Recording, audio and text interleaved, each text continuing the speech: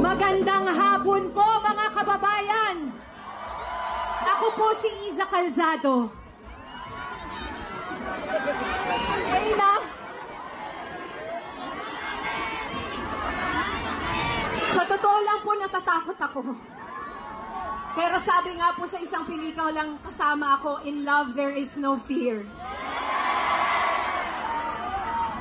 Napakasayang makita ang magkakasama tayo dito ngayon kahit umuulan, kahit malayo ang pinanggalingan, kahit basang-basa, kahit traffic, puyat, pagod. Ang iba, marami ay gutom. Masaya dahil nagtitipon tayo, dahil nais nating magpahayag ng galit. Nais nating humingi ng katarungan. Nais nating maningil. Nais nating papanagutin ang dapat na managot.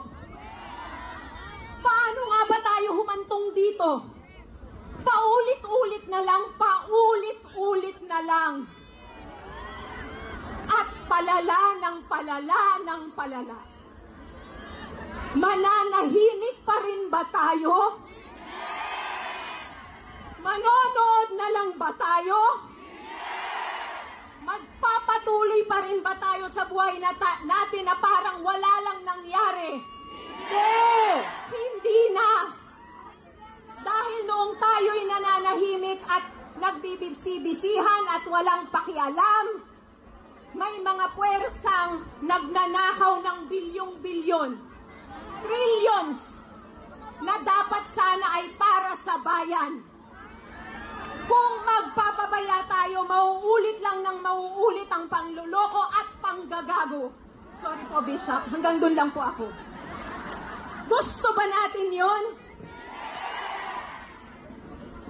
Nandito ako ngayon bilang artista at manggagawa. Nandito ako ngayon bilang babae. Nandito ako ngayon bilang isang nanay. Bilang isang Pilipino. Nais ko lang na lumaki ang anak ko ng masaya, malusog, ligtas at may pangarap. Posible lamang ito kung mabubuhay siya sa isang lipunang makatao. Kung saan may pagmamahal at pagmamalasakit at pakikipagkapwa. At higit sa lahat kung saan pantay ang batas para sa lahat. Kung saan walang pwedeng magnakaw o lumabag sa patakaran. At lahat, maliit man o malaki, ay may pananagutan. Bisaya. Doon ko tatapusin saglit. Pagpasensyahan, kailangan ko magbasa. Bishop, mabilis na lang to.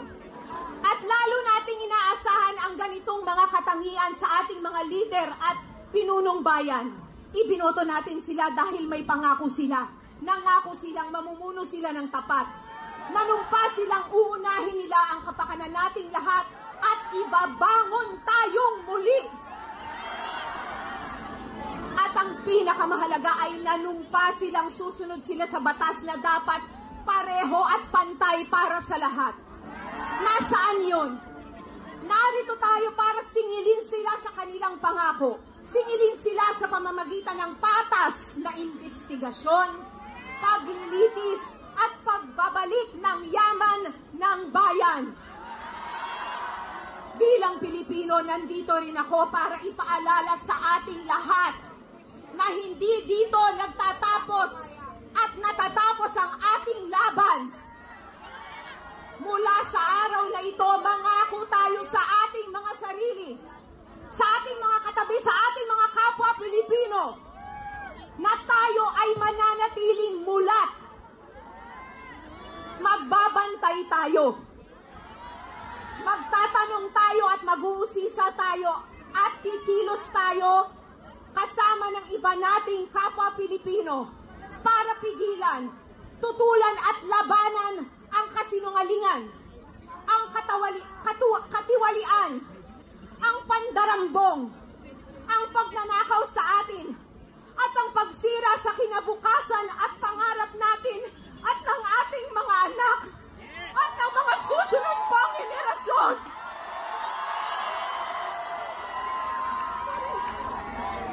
Isigaw natin ang ating galit.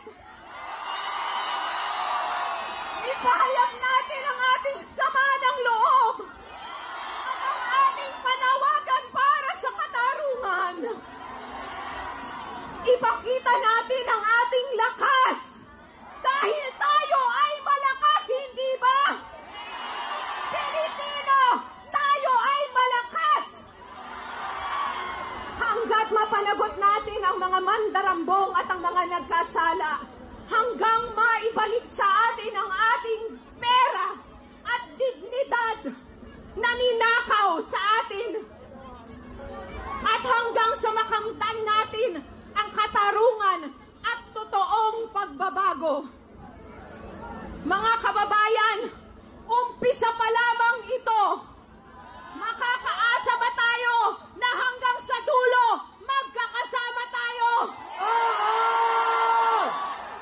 Maraming salamat at mabuhay tayong lahat. Mabuhay! Abisala. Maraming salamat, Reyna.